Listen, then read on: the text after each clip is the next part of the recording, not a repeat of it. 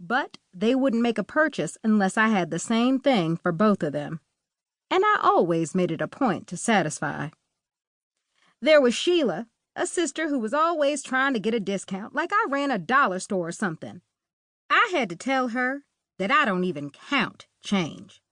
She knew she had to come to me with the exact amount, or should I say, with the total amount, or leave. I never played games with money, but that didn't stop her from trying. "You can't hook a sister up," Sheila would ask me. "Are you a worm?" I would reply. Too much beer didn't enhance comprehension.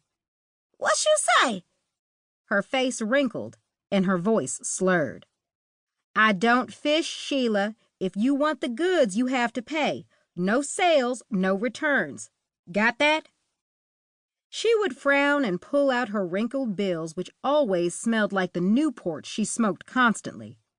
Not that stinky greens ever stopped me from getting paid. "You wrong for that, girl. You're too young to stiff folks. You're supposed to be helping out your people." I would take her money and put it in my pocket for safekeeping. "I'm helping you right now by giving you what you want. I can only help one person at a time, so thanks for your business," I would say, as I passed on the goods. "I'll see you soon." "Whatever." I would smile, confident that she would return to my mother's living room the next time I had a party, just like the other 30 or so girls and women who made it a point to visit me on my party days. I knew it was hard to resist my wares. See, I'm a hustlette, a female hustler, born to make cash fast. Even then, 4.5 years ago, during that first party a week before my 18th birthday, I knew I would always be in business for myself. Or so I thought at the time. I wasn't a by any means necessary type. I loved money, but I had my limits, meaning I didn't get into the drug game. I can't lie, it was tempting. Most of the dudes in Greenland Meadows, the apartment complex near my neighborhood, were already selling weed and crack, or they were at least runners. I didn't know many girl dealers, and I wasn't trying to change the game. In fact, I didn't have to.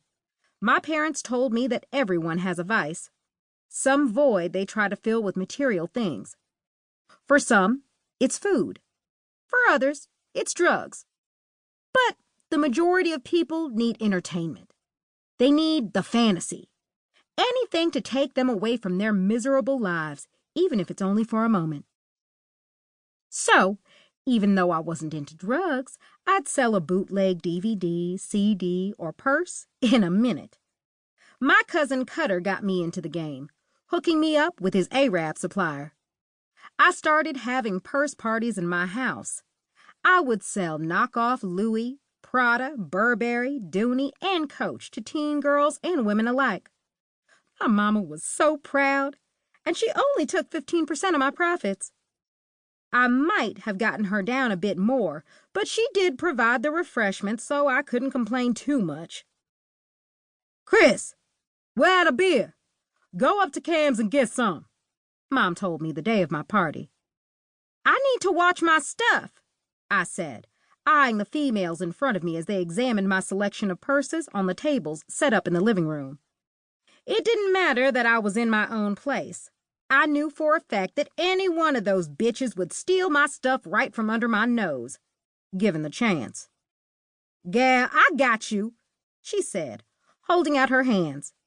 "Just give me the number and hurry up. It won't take you 15 minutes. I scowled. I didn't want to go when I needed to handle my business. But Mom didn't play around. She wasn't the kind of woman you said no to unless you were prepared to deal with the consequences. "Here," I sighed, handing her my money. "We have sold 5 already." Mom fingered the money, shuffling the cash like a deck of cards. Her eyes danced as she counted the proceeds, and I knew she was working out her cut. She pulled a 20 from her hand. "Take this," she said. "Give me a case of Bud and some Newports." "Anything else?" "Just get your motor going. We got purses to sell." Over the crowd, I noticed my 2 best friends, Diamond and Lala.